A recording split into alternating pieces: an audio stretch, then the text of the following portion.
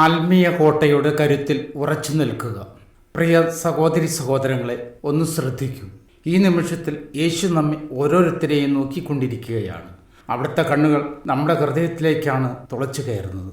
യോഹന്നാന്റെ വിശുദ്ധ സുവിശേഷം 6-ാം അധ്യായത്തിൽ നമ്മളൊരു വലിയ ജനക്കൂട്ടത്തെ കാണുന്നുണ്ട്. യഥാർത്ഥ ജീവിതത്തെക്കുറിച്ചുള്ള യേശുവിൻ്റെ ശക്തമായ വാക്കുകൾ അവർ കേൾക്കുകയാണ്. സ്വർഗത്തിൽ നിന്നുള്ള ജീവൻ്റെ അപ്പമായ എന്നെ ഭക്ഷിക്കണമെന്ന് അവിടുന്ന് പറഞ്ഞപ്പോൾ അവർ എങ്ങനെയാണ് പ്രതികരിച്ചത്? അവർ പിറുപിറുത്തു. അവർ പറഞ്ഞു, ഇത് കഠിനമായ ഉപദേശമാണ്, ഇത് സ്വീകരിക്കാൻ ആർക്ക് കഴിയും? സഹോദരങ്ങളെ, പലരും അവിടുത്തെ വിട്ടുപോയി.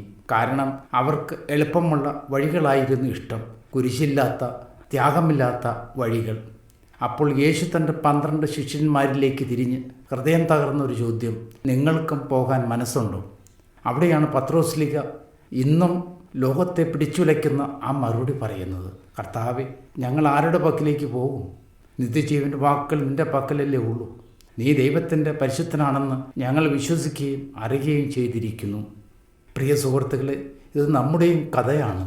ഇതാണ് മനുഷ്യജീവിതത്തിൻ്റെ യാഥാർത്ഥ്യം. നമ്മൾ സ്വഭാവത്തിൽ ബലഹീനരാണ്. നമുക്ക് എപ്പോഴും സുഖസൗകര്യങ്ങളോടാണ് ഇഷ്ടം. പെട്ടെന്നുള്ള അനുഗ്രഹങ്ങളും കഷ്ടപ്പാടില്ലാത്ത വിശ്വാസവും പ്രതിബന്ധങ്ങളില്ലാത്ത സുഗമമായ വഴികളുമാണ് നമ്മൾ ആഗ്രഹിക്കുന്നത്. പക്ഷേ ഓർക്കുക, ജീവിതത്തിൽ രോഗം ബാധിക്കുമ്പോൾ, സാമ്പത്തികമായി തകരുമ്പോൾ, പ്രാർത്ഥനകൾക്ക് മറുപടി ലഭിക്കാത്തതുപോലെ തോന്നുമ്പോൾ, അല്ലെങ്കിൽ മനസ്സിൽ സംശയങ്ങൾ കരിനിഴൽ വീഴ്ത്തുമ്പോൾ ഓടിയൊളിക്കാനാണ് നമ്മൾ ആദ്യം ശ്രമിക്കുന്നത്. നമ്മളും ആ ജനക്കൂട്ടത്തിന് പിന്നാലെ പോകുന്നു, എളുപ്പമുള്ള വഴികൾ തിരയുന്നു. എന്നാൽ ദൈവത്തിൽ നിന്ന് ഓടി ഒളിക്കുന്നത് ഒരിടത്തും സമാധാനം നൽകുകയില്ല. അത് നമ്മെ വെറും ശൂന്യതയിലേക്കും നാശത്തിലേക്കും മാത്രമേ നയിക്കൂ. എന്തുകൊണ്ടാണ് നമുക്കൊരു ആത്മീയ കോട്ട ആവശ്യമെന്ന് അറിയാമോ? കാരണം ഓരോ മനുഷ്യ ഹൃദയത്തിൻ്റെ ഉള്ളിലും ഒരു വലിയ വിശപ്പുണ്ട്. നമ്മൾ വെറും ഒരു ശരീരമല്ല, ദൈവത്തിൻ്റെ ശ്വാസമുള്ള ആത്മാവാണ്. ആഹാരത്തിനായുള്ള വിശപ്പും മരണത്തോടുള്ള ഭയവും എത്രത്തോളം തന്നെ സത്യമാണോ അത്ര തന്നെ സത്യമാണ് ജീവിതത്തിൻ്റെ അർത്ഥം കണ്ടെത്താനായുള്ള നമ്മുടെ ആത്മീയ ദാഹവും. ദൈവിക ശക്തിക്കല്ലാതെ ആ ദാഹം മാറ്റാൻ കഴിയുകയില്ല. നമ്മെ താങ്ങി നിർത്താൻ ശക്തമായൊരു ആത്മീയ കോട്ട ഇല്ലായെങ്കിൽ വേദനകളും നഷ്ടങ്ങളും ഇരുണ്ട നാളുകളും നിറഞ്ഞ ജീവിതത്തിലെ കഠിനമായ യാഥാർത്ഥ്യങ്ങൾ നമ്മെ പൂർണ്ണമായി തകർത്ത് കളഞ്ഞേക്കാം, ലക്ഷ്യമില്ലാത്തവരായി മാറ്റിയേക്കാം. നമ്മൾ പ്രതിസന്ധികളെ ധീരമായി നേരിടുകയും സ്വന്തം ഉള്ളിലേക്ക് നോക്കുകയും ദൈവിക ശക്തിയുമായി ആഴത്തിൽ ബന്ധപ്പെടുകയും ചെയ്യുമ്പോഴാണ് യഥാർത്ഥ വളർച്ചയും ആന്തരിക സമാധാനം ഉണ്ടാകുന്നത്. അങ്ങനെയാണ് നമ്മൾ പൂർണ്ണത ഉള്ളവരായി മാറുന്നത്. അങ്ങനെയാണ് നമ്മുടെ ആത്മാവ് ഉണരുന്നത്. ഓർക്കുക, ദൈവം നമ്മെ ശിക്ഷിക്കാൻ വടിയും പിടിച്ച് അങ്ങ് അകലെ കാത്തിരിക്കുന്ന ഒരു ശക്തിയല്ല. യഥാർത്ഥ വിശ്വാസം വന്നത് അന്ധമായ കുറേ നിയമങ്ങളുടെയും ആചാരങ്ങളുടെയും പട്ടികയുമല്ല, മറിച്ച് അത് സ്നേഹത്തിലും ദൈവത്തിൻ്റെ പൂർണ്ണ ക്രമീകരണത്തിലുള്ള വിശ്വാസത്തിലും കെട്ടിപ്പടുത്ത ഒരു സജീവ ബന്ധമാണ്. ഈ രീതിയിൽ ജീവിക്കുമ്പോൾ കഠിനമായ സമയങ്ങളിൽ പോലും ആഴമേറിയ സമാധാനവും സ്വാതന്ത്ര്യവും കണ്ടെത്താൻ നമുക്ക് കഴിയും. അതുകൊണ്ട് താൽക്കാലികവും നിസ്സാരവുമായ ലോകകാര്യങ്ങൾക്ക് പിന്നാലെ പായുന്നത് അവസാനിപ്പിക്കും. പകരം ശാശ്വതമായ ദൈവിക കാര്യങ്ങൾ ആശ്രയിക്കൂ. അവിടെ നിങ്ങൾക്ക് ശക്തിയും ഒരുമയും യഥാർത്ഥ ജീവനും കണ്ടെത്താനാകും. നമുക്ക് ചുറ്റുമൊന്ന് നോക്കൂ. തുടക്കത്തിൽ വലിയ ആവേശത്തോടെ വന്നിട്ട് വിശ്വാസത്തിന് ചെറിയൊരു ത്യാഗം ആവശ്യമായി വരുമ്പോൾ എത്ര പേരാണ് പിന്മാറിപ്പോകുന്നത്? പണത്തിനും സുഖഭോഗങ്ങൾക്കും പ്രശസ്തിക്കും പിന്നാലെ പാഞ്ഞ് ഒടുവിൽ മുമ്പത്തേക്കാൾ വലിയ ശൂന്യത്തിൽ ചെന്നെത്തുന്നവർ എത്രയോ പേരുണ്ട്. അതൊക്കെ മനുഷ്യസഹജമായ എളുപ്പ വഴികളാണ്. എന്നാൽ യേശു നമ്മെ വിളിക്കുന്നത് അതിനേക്കാൾ ഉന്നതമായൊരു തലത്തിലേക്കാണ്. അവിടെ നിന്ന് അരുളി ചെയ്യുന്നു, ശരീരം ഒന്നിനും കൊള്ളുകയില്ല, ആത്മാവാണ് ജീവൻ നൽകുന്നത്.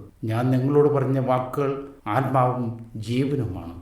സഹോദരങ്ങളെ, കാര്യങ്ങൾ കഠിനമാകുമ്പോൾ നമ്മൾ എന്തിനാണ് യേശുവിനെ മുറുകെ പിടിക്കേണ്ടത്? കാരണം നമുക്ക് ഇതല്ലാതെ മറ്റു വഴികളില്ല.